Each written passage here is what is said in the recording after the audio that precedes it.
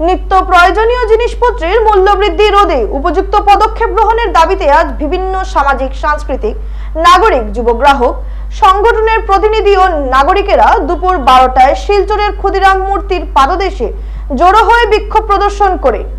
বিক্ষোভের শুরুতে আন্দোলনকারীরা মূল্যবৃদ্ধির জন্য জেলা প্রশাসন ও রাজ্য সরকারকে দায়ী করে দীর্ঘ সময় স্লোগান দিতে থাকে।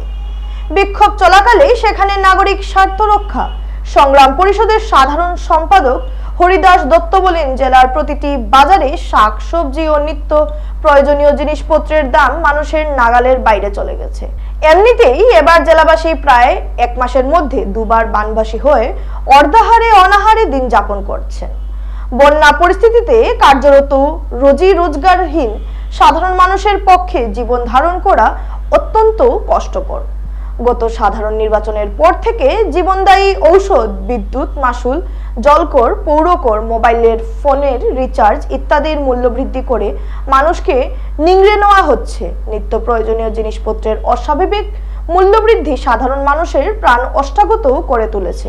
তিনি বলেন, তথাকথিত সিন্ডিকেট রাজের বেআইনি কাজের ফল ভোগ করছে জেলার জনগণ।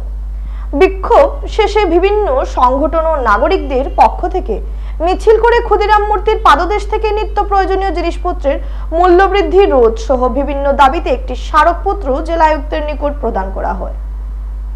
মূল্যবৃদ্ধির প্রতিবাদে আজকের এই প্রতিবাদে দলে দলে শামিল হন। অস্বাভাবিক হারে মূল্যবৃদ্ধি হচ্ছে কেন? রাজ্য সরকার জবাব দাও।